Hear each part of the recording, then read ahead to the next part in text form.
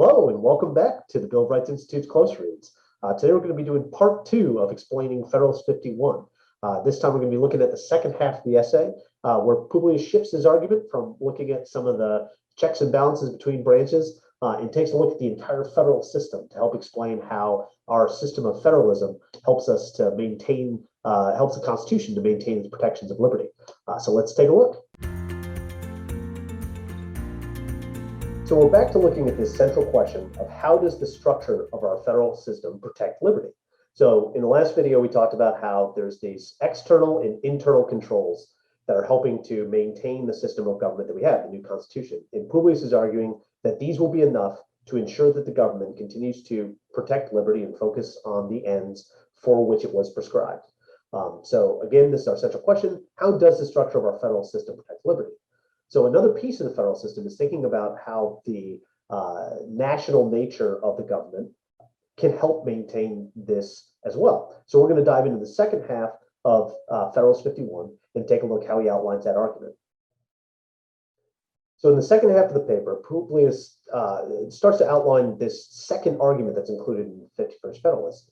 He says, it is of great importance in a republic not only to guard the society against the oppression of its rulers, but to guard one part of the society against the injustices of the other part. Different interests necessarily exist in different classes of citizens. If a majority be united by a common interest, the rights of the minority will be insecure.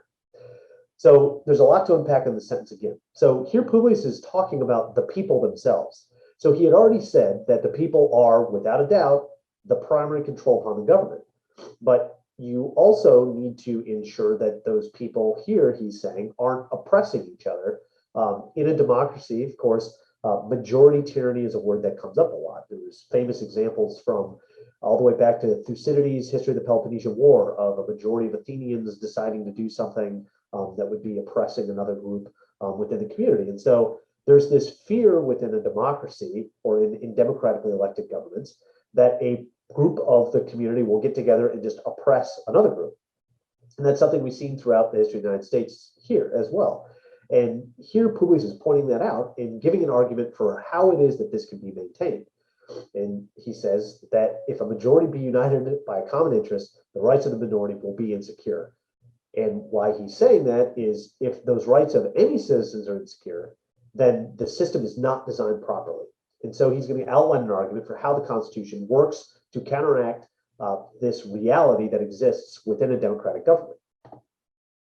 And he says, whilst all authority in it will be derived from and dependent on the society or the people, the society itself will be broken into so many parts, interests, and classes of citizens that the rights of individuals or of the minority will be in little danger from interested combinations of the majority.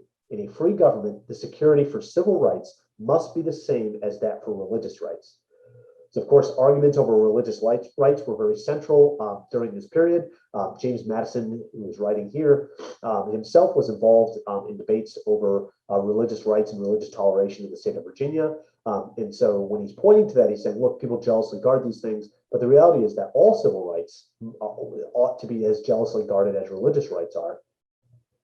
And so what he's saying here, too, is an interesting thing about the new federal system. So whereas before we had the Articles of Confederation, and it was just one big government that didn't have a lot of powers, and the states were really the ones that were governing, what he's saying is this slightly more powerful federal government, because it doesn't rule upon the states, but directly upon the people, and that the people have a voice in it, you will now have this sort of expanding sphere. So if you think about, if you've got a small sphere, you've got a very likely idea that all of those people are going to be the same and have the same interests. So if you have think about maybe one of your classes or something that's really small, there's going to be a lot of people in there that maybe have the same interest. But as you expand that out to your whole town and your whole community and your whole state, the bigger you make that circle, the more people that come into it.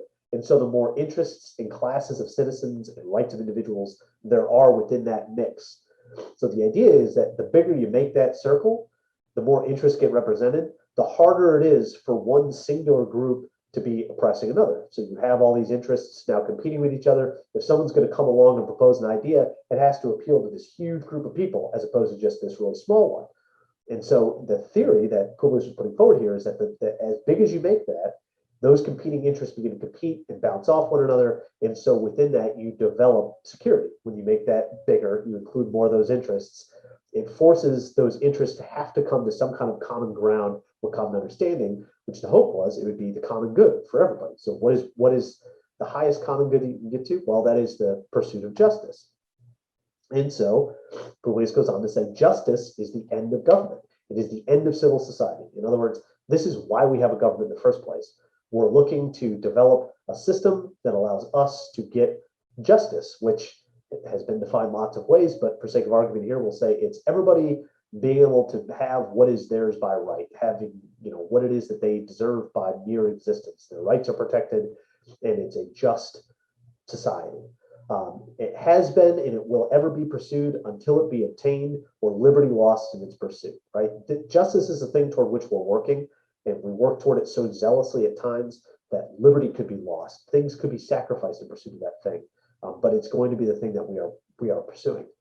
In a society under the forms of which the stronger faction can readily unite and oppress the weaker, anarchy may as truly be said to reign as in the state of nature, where the weaker individual is not secured against the violence of the stronger, and as in the latter state, even the strong individuals are prompted by the uncertainty of their condition to submit to a government which may protect the weak as well as themselves. So in the former state, will the more powerful factions or parties be gradually induced by a like motive to wish for a government which will protect all parties, the weaker as well as the more powerful? All right, that's a mouthful. What he's saying here is that a state in which the majority dominates is no different than a state of nature. Because in a state of nature, meaning there is no government, we're all existing independently apart from one another, there is always a fear that you're going to be dominated by somebody who's stronger than you. You're always concerned that you have no protection. So we group together in order to be more secure in our rights and more secure in our property and our possessions and be protected against that unknown force that's out there. And he's saying that in a government in which a majority rules, it's the same kind of thing. And so with all of these other interests that are now being combined, people will seek to find things that will balance things out, because there's always a possibility that you could find yourself being in the minority party.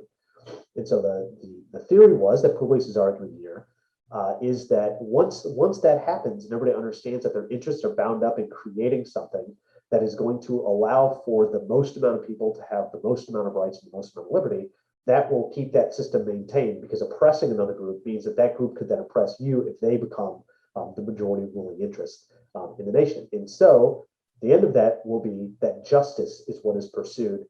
It is the thing to which everybody works, because it is the one thing that we can all agree on that we should be looking for. Again, that's what Publius is arguing, that this new federal system will allow. Obviously, it doesn't progress perfectly in the United States, but the structure itself has allowed for different conversations and different debates and different things to orient so as to progress towards this idea of justice. And over time, the government continues to work, and we continue to work as individuals, working towards that higher end, trying to make a government that is ultimately more just and ultimately moving in a better direction to fulfill this ideal of justice that we hope to obtain.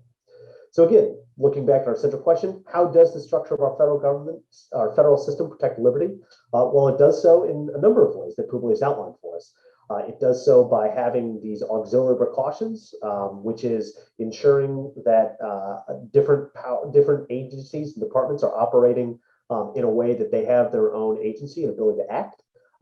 It is also in how it is that they relate to one another, that they not only do they have their own prerogatives and their own interests, but they also can't dominate another one. There are certain checks and certain balances which maintains the system. There's also this dependence on the people, and that the people ultimately control what's going on in government, and that their voice is mattering and helping maintain the system. And finally, the federal system of having all of those people with all of these interests.